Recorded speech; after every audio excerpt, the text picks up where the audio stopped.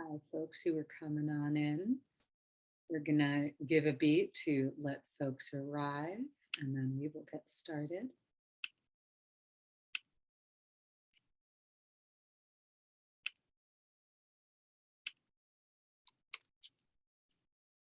Put a little something in the chat for you, a little discount for attending tonight. I imagine we have folks tuning in from different time zones tonight, so we should be really around the US. And let's do it. All right, good evening. And welcome to tonight's live online author event with Greenlight Bookstore. I'm Kay from Greenlight, and we're thrilled to host tonight's event with Shelly Wong presenting her new book, As She Appears. She'll be talking with John Murillo, so you're in for an excellent time. Before we start, I just want to say a huge thanks to Shelly, to John, and the team at YesYes Books for making this happen, and to all of you for showing up. We're grateful for your support and for the chance to make space for conversation and connection. Now, just a couple of housekeeping things. In our Zoom webinar tonight, you can see and hear the speakers, but they can't see or hear you. They can see that you're here though, and there are a couple of different ways that you can interact with each other and show your appreciation for the author and fellow attendees, which we highly encourage. So the first is the chat. You can use that chat, which you can find by clicking on the icon that looks like one speech balloon. You're welcome to post your comments and thoughts throughout the event in the chat. If you have a specific question you'd like to have answered by either of our panelists later this evening, please post that question in the Q&A module. You can find it by clicking on the icon that looks like two speech balloons. I'll be pulling questions later from the Q&A to have Shelly and John answer in the later part of the program. And importantly, tonight's featured book, As She Appears, is available for sale from Greenlight Bookstore. Yes, yes. You can shop in person from 10 a.m. to 9 p.m. at both our Fulton Street and Flatbush Ave stores, where you can purchase Shelley's book and many others on site. You can also order online at greenlightbookstore.com for quick pickup at the store or for shipping anywhere in the US. And that's where you can find the buy link in the chat. As thanks for attending tonight's virtual event, we are offering 10% off the featured book. Enter coupon code Greenlight Events 10, all caps, into the coupon discount section at checkout online for 10% off. Our interviewer tonight is John Murillo. John is the author of the poetry collection Up, Jump the Boogie and Contemporary American Poetry, winner of the Kingsley Tufts Poetry Award. His other honors include the Four Quartets Prize from the T.S. Eliot Foundation and the Poetry Society of America, 2 Larry Neal Writers Awards, and many more. He is an assistant professor of English and director of the creative writing program at Wesleyan University, and also teaches in the low residency MFA program at Sierra Nevada University. And where he lives, nobody knows. John will be reading alongside our featured author, Shelly Wong. Shelly is previously the author of the chapbook Rare Birds. Her poems have appeared in American Poetry Review, Best American Poetry 2021, Kenyon Review, and New England Review. She is the recipient of a Pushcart Prize and fellowships from Kundiman, MacDowell, and Vermont Studio Center. She is an affiliate artist at Headland Center for the Arts and lives in San Francisco, where she has this bright, beautiful light right now. Shelly's new book, As She Appears, which won the 2019 Pamet River Prize, foregrounds queer women of color in their being and becoming. Following the end of a relationship that was marked by silence, a woman crosses over and embodies the expanse of desire and self-love. John and Shelly are both going to read for us, and then we'll be jumping into some questions later. So please take it away, poets. Hey. Thank you, Kay. Kay has amazing energy, man. And Greenlight is an amazing bookstore. So if you guys are anywhere near Brooklyn, you want to make sure you make it into one of those 2 locations.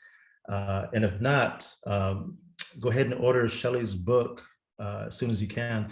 I'm really happy to be reading here tonight with Shelley. Shelley and I met probably about 4 or 5 years ago now at McDowell.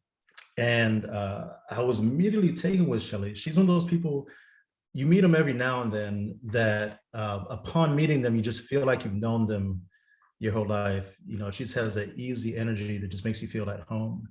And then when I read her poems, I was lucky, or I felt fortunate to know that I was meeting someone who I could like, not only as a person, but as an artist.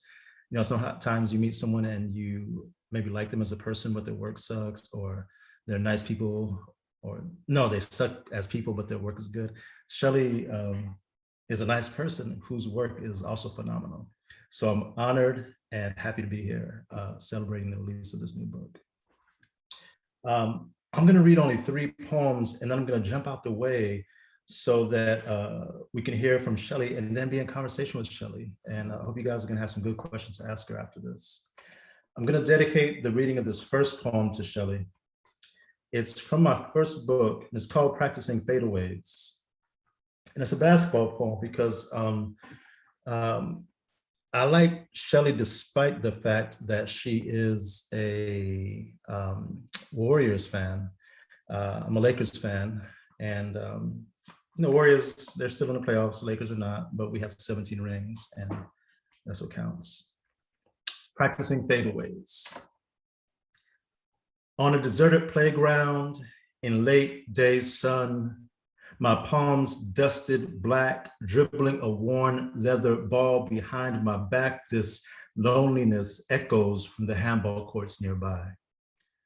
Nearly all the markings, free throw lane, sideline, center circle, rubbed to nothing. A crack in the earth cuts across the schoolyard, jagged as a scar on a choir boy's cheek.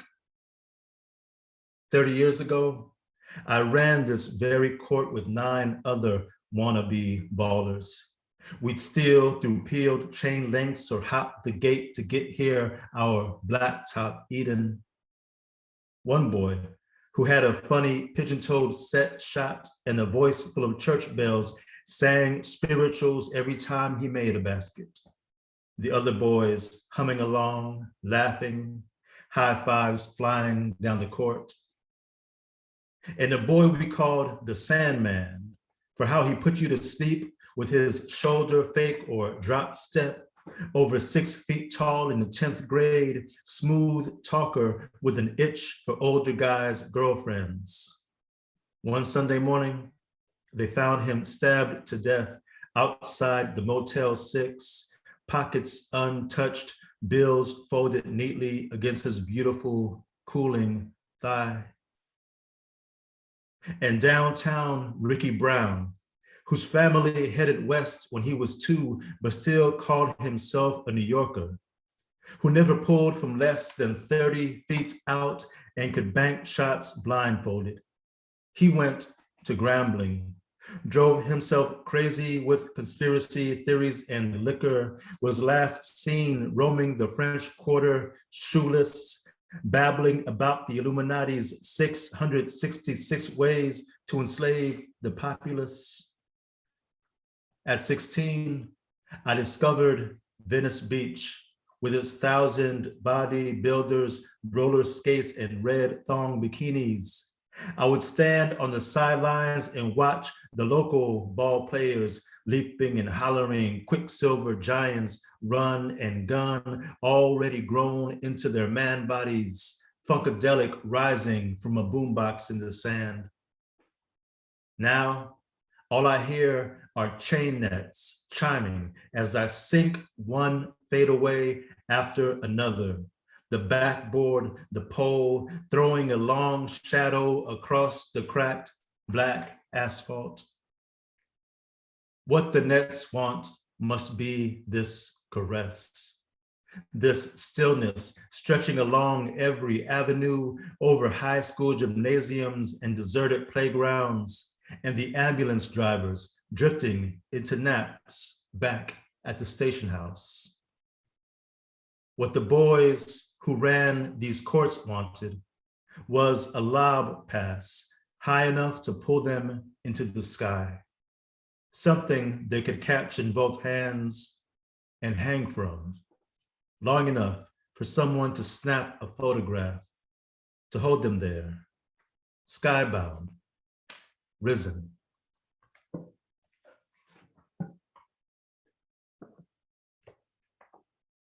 Then I'll switch to some newer poems. This poem is called On Confessionalism.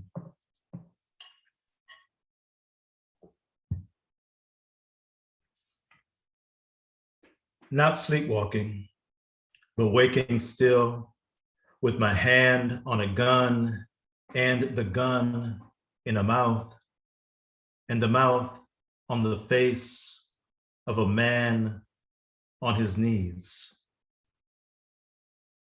Autumn of '89, and I'm standing in a Section 8 apartment parking lot, pistol cocked, and staring down at this man, then up into the mug of an old woman staring, watering the single sad flower to the left of her stoop, the flower also staring. My engine idling behind me, a slow moaning bass line in the bark of a dead rapper nudging me on, all to say someone's brokenhearted. And this man with the gun in his mouth, this man who, like me, is really little more than a boy, may or may not have something to do with it, may or may not have said a thing or two, betrayed a secret, say, that walked my love away. And why not say it? She adored me, and I, her, more than anyone, anything in life up to then, and then still for 2 decades after, and therefore went for broke,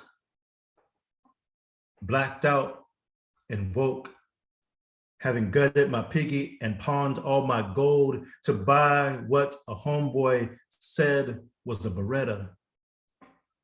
Blacked out and woke, my hand on a gun, the gun in a mouth, a man who was really a boy on his knees. And because I loved the girl, I actually paused before I pulled the trigger. Once, twice, 3 times. Then panicked, not just because the gun jammed, but because what if it hadn't? Because who did I almost become there that afternoon in a Section 8 apartment parking lot, pistol cocked with the sad flower staring, because I knew the girl I loved, no matter how this all played out, would never have me back. Day of damaged ammo or grime that clogged the chamber. Day of faulty rods or springs come loose in my fist. Day nobody died. So why not hallelujah, say amen, or thank you? My mother sang for years of God, babes, and fools. My father, lymph node masses fading from his x-rays, said surviving one thing means another comes and kills you. He's dead, and so I trust him. Dead, and so I'd wonder years about the work I left undone. Boy on his knees, a man now, risen and likely plotting his long way back to me. Fuck it. I tucked my tool like the movie gangsters do and jumped back in my bucket. Cold enough day to make a young man weep. Afternoon when everything or nothing changed forever. The dead rapper grunted, The bass line faded. My spirits whispered something from the trees. I left, then lost the pistol in a storm drain, somewhere between that life and this. Left the pistol in a storm drain, but never got around to wiping away the prints.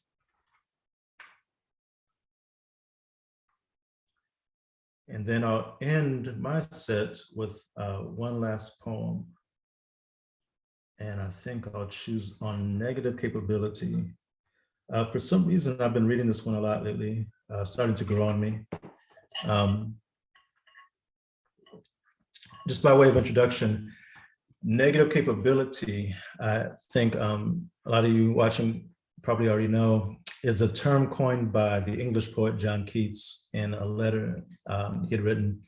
And he defines negative capability as the ability to exist in uncertainties or mysteries without any irritable reaching after fact or reason. The ability to exist in uncertainties or mysteries without any irritable reaching after fact or reason. Basically, not just a familiarity with or comfort with the unknown, but a leaning into the unknown. And it's an idea that I've been leaning into since I was a young person, before I had vocabulary for it, on negative capability. And thank you, Shelley, for inviting me to be part of this. White walls, mud flaps, late night howling down a dark dirt road, headlights killed and sold the world gone black, but for the two blunts lit, illuminating JoJo's fake gold grin, one girl each screaming from the back seat. We raced the red moon, raw dog, the stars, his mama's car, my daddy's gun, public enemy number one, 17 and simple. We wanna be hard rocks through rude boy fingers and gang signs at the sky, blinded by the hot smoke rising like the sirens in the subwoofers, blinded by the crotch funk rising from all our eager selves. We mashed in perfect murk, a city block's length at least, toward God knows what, when, or why. Neither JoJo nor I, nor our two dates screaming had a clue or even care what the black ahead held. Come road, come night, come blackness and the cold, come havoc, come mayhem, come down God and see us, come bloodshot moon running alongside the ride as if to warn us away from, as if to run us straight into some jagged tooth and jackal-throated roadside ditch. When JoJo gunned the gas, we pushed into that night like a nest of sleeping jaybirds, shaken loose and plunging. Between our screams, a hush so heavy we could almost hear what was waiting in the dark. Thank you.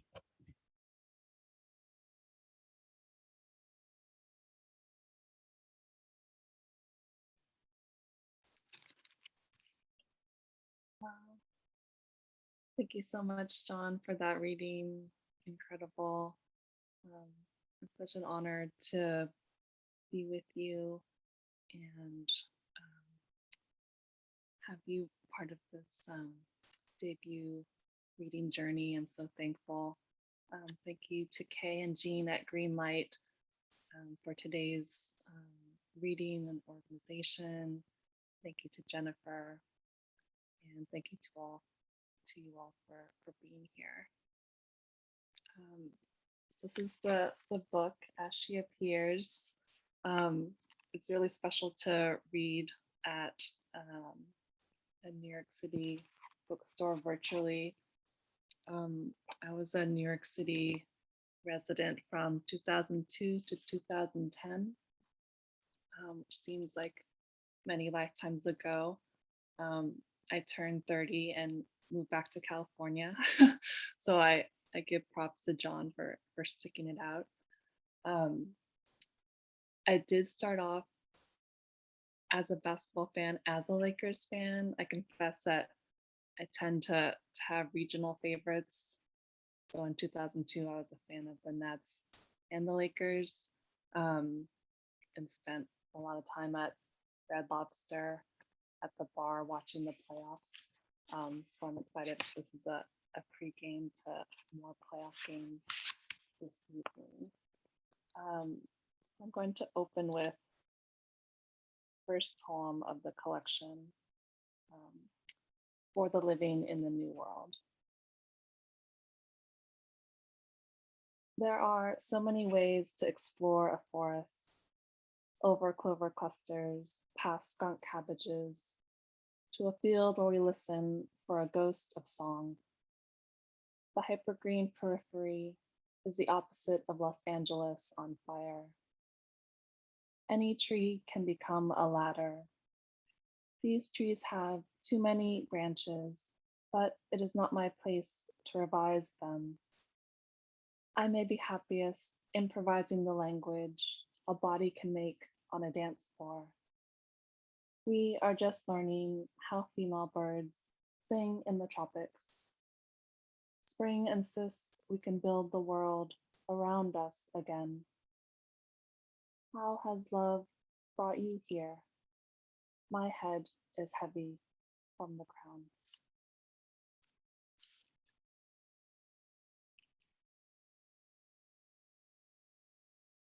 Private collection. At the San Francisco Museum of Modern Art, the ocean drawn in pencil is no longer on display. I once thought I could wreck that water. My partner liked a painting of a blonde woman reading a newspaper, a sister to a Dutch painting I admired back in New York, where a woman contemplates a water pitcher in cathedral light. We walked gallery to gallery, and no women resembled us. I'm charmed by certain French words, but forget what they mean and never properly pronounce them. Mélange, de rigueur, au courant. Sometimes couples become echoes of one another. We wore quiet glasses, our hair in low ponytails, like George Washington.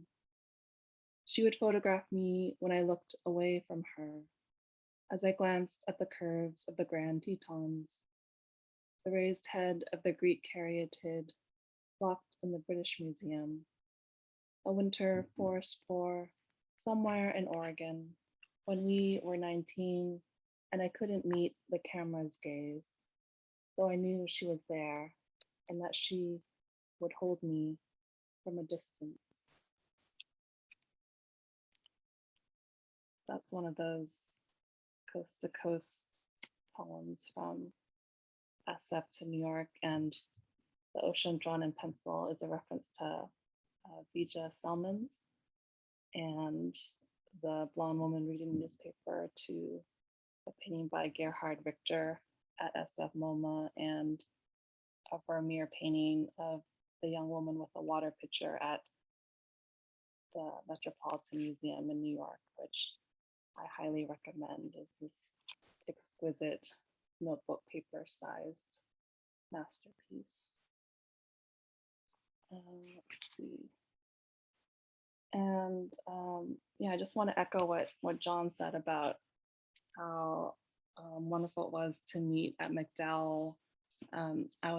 We were at MacDowell in fall 2017, and it was a huge opportunity for me. And I met John and Kathy Zhang. We were the 3 remaining poets at MacDowell, and we were 3 POC poets from California representing Fresno, LA, and I'm from Long Beach. So it was just a really special, magical moment together. We were kind of like the Quiet Storm California poets, and we were all in the same studio lane. John was in the back in Chapman, and Kathy was in Wood, and I was in Star Studio. So yeah, I'm not sure how McDowell sort of schedules that, but I just thought that was like A+ scheduling to make that happen. Because I don't think that will ever happen again. Yeah, so always thinking of that magical time.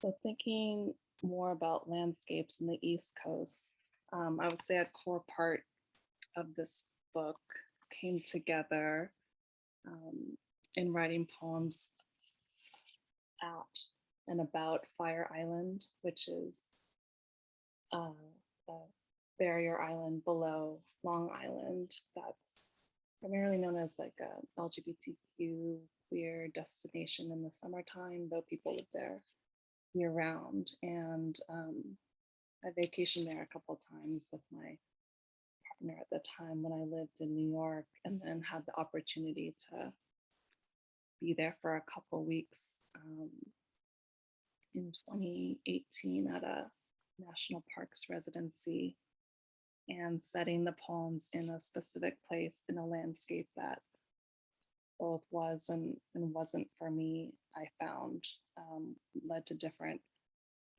sort of spirals of meditation about memory and landscape and places that we have a lot of complex feelings about. And so the first poem from that series is Department of the Interior. The tide calls the water of the body. Fire Island spans 32 miles and is drifting west. A maze cuts through the salt marsh, bridging bay to ocean. Where I wander is federal land, not a branched interlude of neon pool parties. I'm part of the sky paparazzi, dazed by its flaring, rainbow, rainbow, rainbow. Stumbling in the sand, I find only the crash of return. I have come to this barrier island again in the silence that follows a separation. Tomorrow there will be 3 boats at various distances, 1 jet ski, lightning like a rumor of another realm. I try to divide 11 years, but cannot be held to exactness. My mind floats out to water, and I am living through this world once.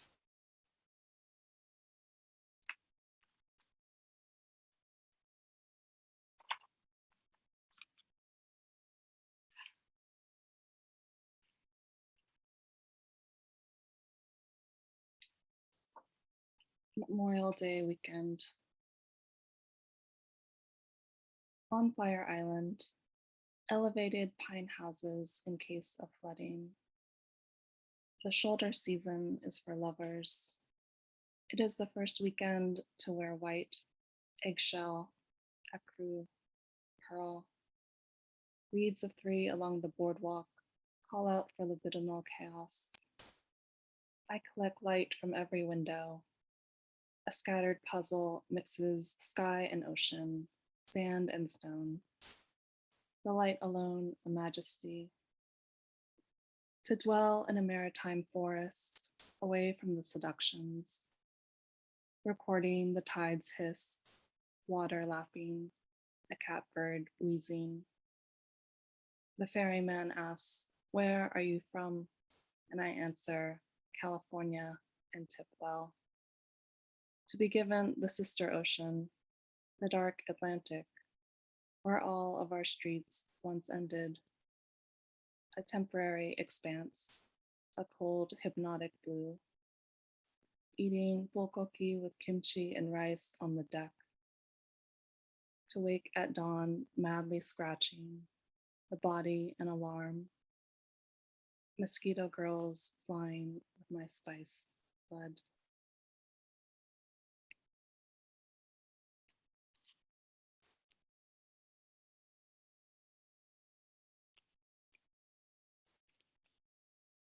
While I lived in New York, my partner at the time worked for Heritage of Pride, which is the official Pride organization, which puts on Pride, and which descended from the original Christopher Street protest group. So it was really fun to be part of the sort of behind the scenes VIP guests of Pride and the madness and chaos and ecstasy of those weeks, and the prep and the fireworks. So I have a special place in my heart for Pride, which happens on the last Saturday or last Sunday of June, and it's the same in both San Francisco and New York. And so this poem is titled Pride Month, and it has an epigraph. It is June, I'm tired of being brave, which is from Anne Sexton. It is June, and I read about having grace to forgive those who would condemn us. It is June, and a man reads a poem where the father becomes a dying stag, and the son says, there is something I need to tell you. It was June when I was awake past midnight, gathering news about the Pulse nightclub shooting.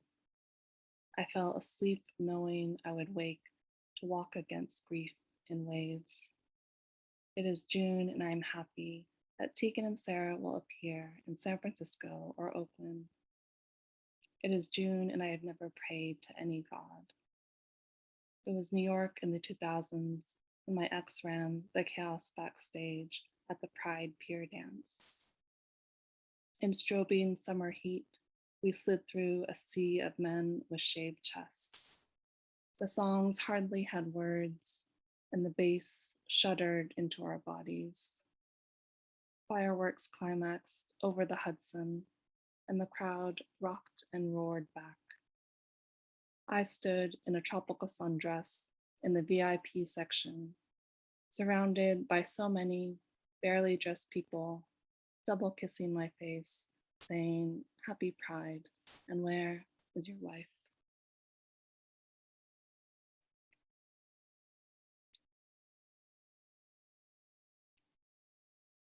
Yes, you can drop all the references and Sexton.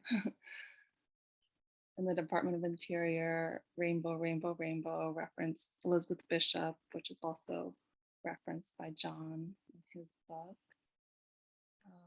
Let's see, I'm going to close with two California poems.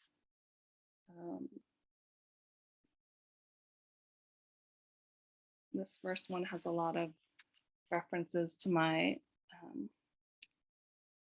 California girlhood in Southern California. So I grew up in Long Beach in the 80s and 90s and was always looking for that Asian American face in pop culture and in the community. Yes, the LBC. And so there are many different references in this poem. I feel like I should have like a genius.com like annotation online to make them all clear. One which people might not know now is June, Lena, Rose, and Waverly refers to the Joy Luck Club sisters. And now I always feel just I have to say that the title comes from a line from the song Hey Ya by Outkast, which I can't believe is like 20 years old, but maybe some young people don't know. So this poem is called All Beyoncés and Lucy Lou's. Where are you from, the LBC? Can you speak? Hakao Sumai. I am 4 generations deep in America.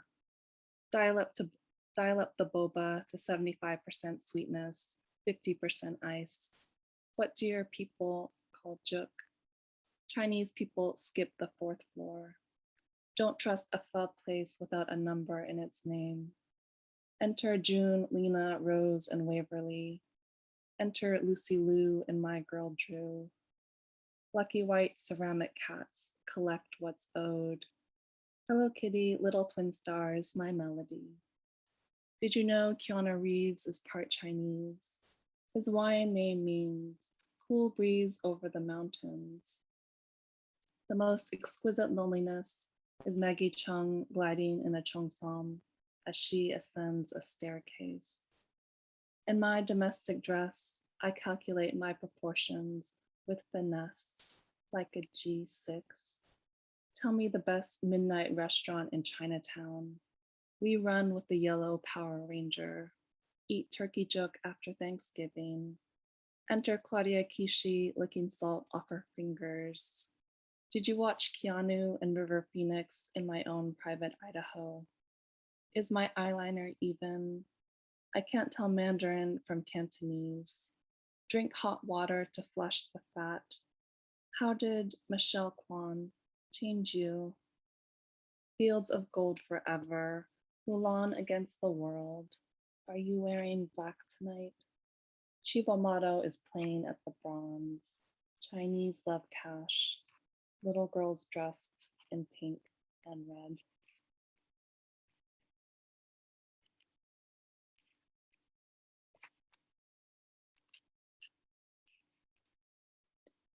And this last poem is one of the final pieces I wrote for the collection and added, and it's called Pandemic Spring, written in the spring of 2020. Thank you all for listening. Golden Gate Park rises before me. I follow different paths because this is no time for order. What's new is the greater quiet, as if the world is echoing me. A tentative glance, no touching. Along the secret lake, I linger under a cherry tree in full blossom, as is my ancestral right, something my Ohio friend once said to me about hunting in Virginia.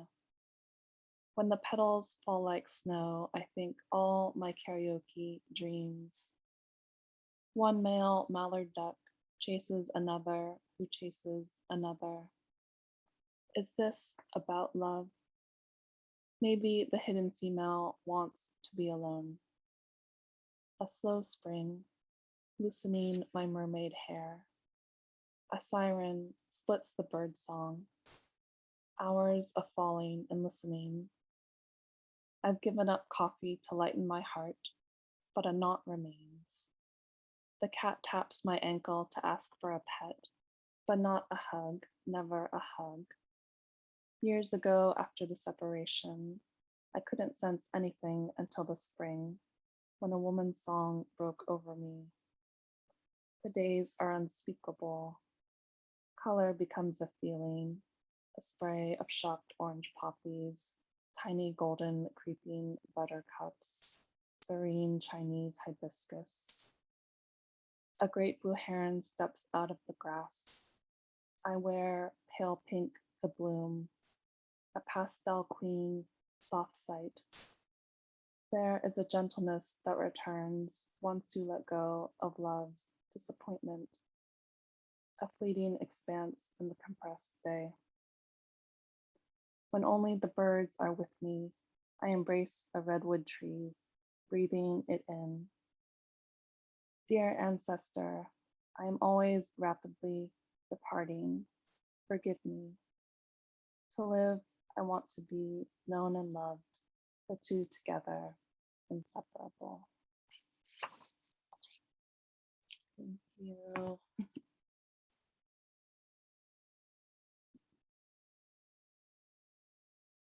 And now we're gonna move into some questions if folks have any. I know you've been busy with your reading, Shelley. There's folks in the chat, which can't expect you to go digging on through, just singing your praises. I love this. This happened with yours as well, John, when folks quote your own words back to you. I'm not a poet, but I've got to imagine that when your simple summation of complicated feeling resonates with someone like that, that you're like, I did the thing. So that's pretty cool, Shelley. So thank you both for reading. I want to give a little reminder and time for folks if they have any questions and they haven't submitted them. Now is the time. I do have a couple of questions in our module that I will read. John and I also have questions for Shelley, but at any point, get on in there, use the Q&A. If you're shy about the Q&A, don't worry. I don't know, DM me, it's fine. I'd like to throw it over to you, John, because I feel like from poet to poet, seeing someone's debut collection come to fruition is a really special thing. So I think I'd like to hear from you there. Absolutely, absolutely. Beautiful poem, Shelley. So beautiful. I've read a couple of those over the past few years. So I started by saying that, we met at McDowell, and you mentioned it as well. And that was 4 or 5 years ago, and you've been working. Can you say a little something about putting this collection together, specifically in terms of process and patience? I mean, we're living in a time where books are being published daily, right? And with social media being what it is, our peers, our friends are publishing and doing their thing, and it can be hard sometimes to just put your head down and stay with the work, right? So you've been patient, and it's paid off with these poems. Maybe you can say a little bit about that, what this was like for you. Yeah, thank you so much, Sean. I appreciate that. And as I mentioned to you, I took a lot of heartening inspiration from your AWP panel, where you also promoted that slow and low, like the Sade way of dropping in every decade, dropping back out. Like Cali, that's the West Coast. Yeah. Yeah, it has been quite a journey. Yeah, so I'm 41, so it's a bit grown for a debut, but I am glad I waited and took my time and trusted in the work. I think for me, I don't know if it's that I couldn't concentrate on one particular series in the book, but I feel like I just wrote poems and just kept seeing what that would do to the collection, and so it ended up being sort of a collection of 5 different series, and then I kind of orchestrated them to speak to one another. So there's the art series, the Frida series, the Fire Island series, the relationship series, poems inspired by other forms of art, and then the fashion forecast series. So I think I really just trusted in my instincts and wrote towards love, and wrote a lot of poems that didn't make it into the collection, wrote some poems that were just for me that didn't make it into the collection. But when it came down to putting the book together, I think I trusted a lot in my instincts and seeing which poems were in conversation. And I see a lot of poems as sister poems in the collection. And so it sort of felt like building a family of poems together.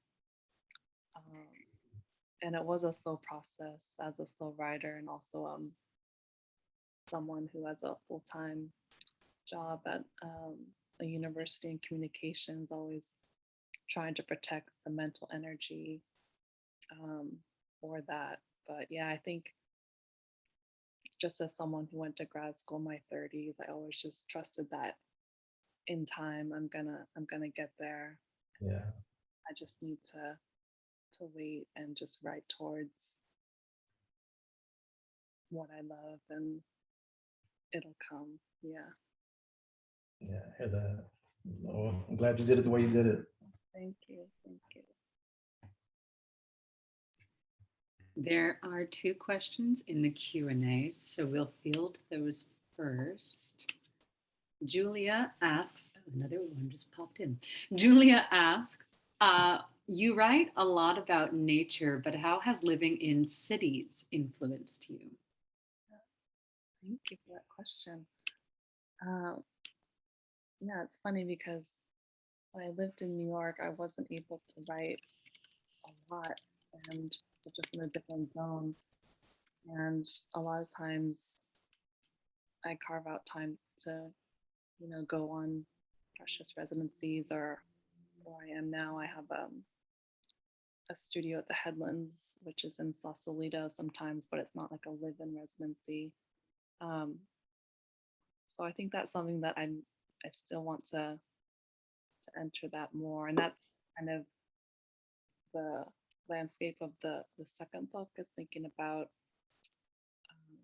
California as a whole, including the cities of California as an environment and place, and intersecting that with my family's history in California, being fourth generation Chinese American. So yeah, I'm interested in writing into that urban landscape. This one is, I'm not calling it a silly question. Joshua is calling it. There's a silly question from Joshua. Okay. If you had to compare yourself or your work to a type of boba drink, which type of boba drink would you or your work be? Oh yeah, Joshua's a boba connoisseur. I feel like that's one of those questions where I feel like very older millennial or young Gen X, because like, yeah, I had boba like in the year 2000, and so I feel like I'm not as hip to like what the kids these days are drinking with all of their different boba, like the grass jelly. I don't know what that's about. Like I'm just very old school, like oolong black tea with boba. I'm set, yeah. But I'm interested in the different combinations. Like I love passion fruit. I love green tea. I don't know what that like the cheese foam's about. Maybe it's like the salty sweet. I don't know, but I just like stick to my classics. Yeah. Oh yeah. Oh, the eggplant. Oh yeah, that's like an inside joke. At this amazing AWP reading that Joshua organized, instead of an intro, we had to name our favorite and least favorite vegetable, and it was very controversial. And Joshua's least was eggplant. I was like, eggplant? Like Bangan Bartha? Like Thai eggplant? Like, oh, eggplant is so versatile. Bangan Bartha? Oh yeah, and baba ganoush? Oh my gosh, never over it, Joshua. Pro eggplant. Eggplant. This question is for John from Spencer. Could you repeat the term by John Keats you mentioned and explain how that influences your poetry, the history of the poet in society, and how you understand truth seeing? Deyayum, Spencer. How you understand truth seeing. Just gonna. I don't understand truth seeing. That's a lot. I'll answer the first part first. So the term is negative capability. And there's a letter that John Keats wrote to his brother. And for most of the letter, he's just kind of gossiping about this dinner party he had gone to and who was there and who said what to whom. And in the last paragraph and a half, I think, he says, it dawned on me what goes into making a person of consequence in letters, right? Someone who's really about their craft and doing it at a high level. And he says, it's negative capability. He says, it's the ability to exist in uncertainties or mysteries without any irritable reaching after fact or reason. And then he says later, actually, I think it's in a different letter, he's talking about beauty and he's talking about poetry, and he says something like, I'm going to paraphrase it, beauty being the most important consideration, okay? So what that means for me in terms of my own writing is when I sit down to write a poem, I have a subject I think the poem will be about. Richard Hugo talks about this in his book, Triggering Town, the triggering subject, right? So let's say I want to sit down and write a poem about a harmonica, okay? If I'm leading towards that and I'm just dead set and married to the idea of writing about this harmonica, there's only so many places I can go, right?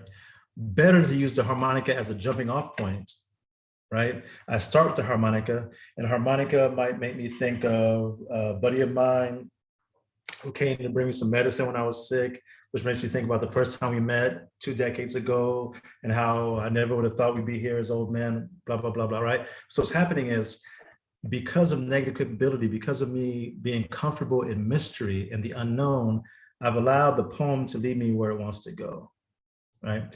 So I think it's a way to write. I think it's a way to live, yeah? You're out, you have plans to go to the movies and back, but on your way from the movies, you run into a friend you haven't seen. He says, hey, let's go out and have this drink at this club. You're like, go with it, see what happens. Next thing you know, you're partying with, I don't know, Bobby Brown. That wouldn't be a good thing. But, but that's a story. Then you have a poem about Bobby Brown, right? But you wouldn't have had that poem about Bobby Brown if you hadn't adopted negative capability and just went home. So I think it's, it's the idea that you live life courting the unknown, right? What was the other part of that question? If I could wrap up quickly. Oh, I mean, it was big. So the first part we got, and then it was the history of the poet in society. And then it was how you understand truth seeing. Yeah, So, both those are really large concepts that I think it would take me a while to really answer that and do that question justice, Spencer. And so, yeah, hit me up on Facebook or something, and then we'll dialogue there. But yeah, I want to get out the way and let Shelly have some more questions. I do think that is a nice overlap to something I was wondering, Shelley, because you just mentioned before how in writing the book and in the patience that John was talking about, how you wrote poems for yourself that weren't in the book, and how this book is a long time coming for you, and just like the process in which you were writing, and how did you follow your instinct? You mentioned that you follow your instinct, but how did you follow your instinct in terms of being able to recognize what you're willing to give away and put in this collection, or what belongs in the collection, and how that may or may not have matched with your original intention in writing some of these pieces? Like, did you know that the ones you wrote for you were for you, or did you write them and then say, no, I'll keep that for me? And so I suppose it's following the idea of letting your mind go where it's going to go, going out with a drink with your friend when you're going to go to the movies, that if you had said to yourself, this is what the book I envisioned to be is, how did it or did it not manifest in that way? Yeah, thank you for that. There are poems that I wrote a lot in graduate school. As part of a really small cohort, and so we were workshopped every week, and so that's a lot of poems in a 3-year program. And so there are poems that I wrote and published in literary journals, but then when it came to the book, there was a certain consideration of how much of the poem is about the speaker and her becoming, how much is there to say about the relationship that she's moving on from, and then personally, how much do I want the speaker to in some ways go through, and what would that journey be like for the reader? And I think I wanted to make the journey an honest one, but also a gentle one, and to keep some things about the relationship private for the speaker. And then also for me myself, thinking like this is a book of poetry with a speaker, and separating that from, you know, my own life and thinking, like, well, maybe that's an essay, or maybe these poems are just for me. But yeah, I think I wanted to make it more about the speaker and her becoming and free of relationships and being a woman on her own terms in this landscape. And it also kind of is like this meta thread of me as the writer, writing into kind of the canon where Asian American women don't often appear, and in kind of breaking and remixing the frame and bringing in all these references and allusions to kind of enact my own becoming as an artist. So yeah, that was also a way in which I went. Thank you.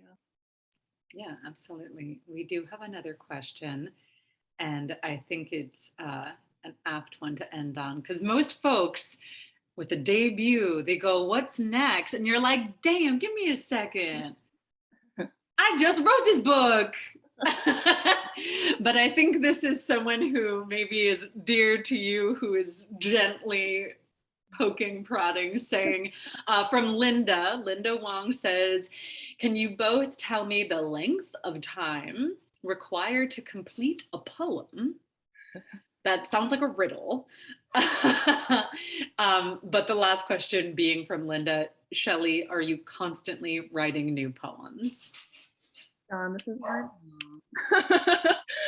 Asking about poem making. I'm a pretty slow writer, so yeah, I definitely take breaks.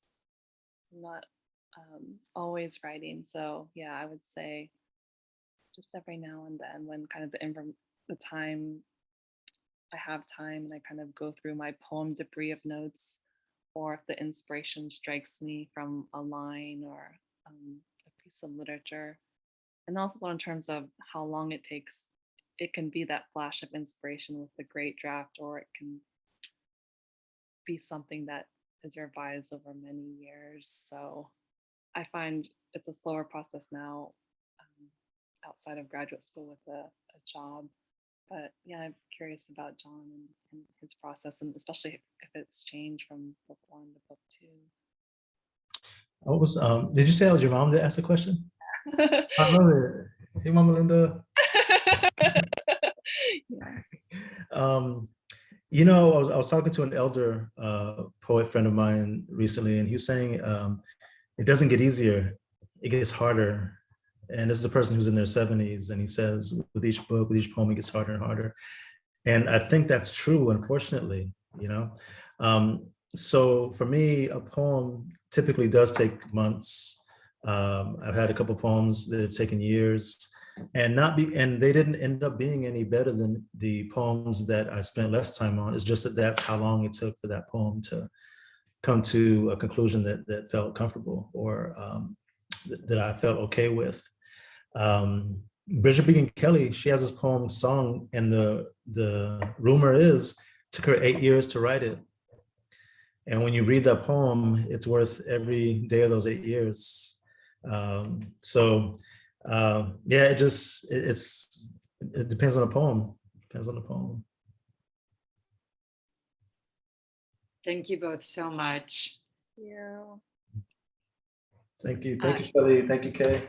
Yeah, congratulations to you, Shelley. This is a great achievement. Really appreciate you reading for us. Also, happy Pride. Thank you everyone for showing up tonight, for your thoughtful and goofy questions, for your words of support in the chat. Thank you, John, for sharing with us. Yeah, everyone, this was great. I really appreciate it. And Shelley, show us that gorgeous book one more time. Where is she? There she is, As She Appears. Don't forget to buy your copy of As She Appears in store or online at Greenlight bookstore.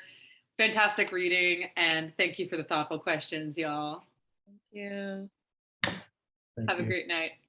Yeah.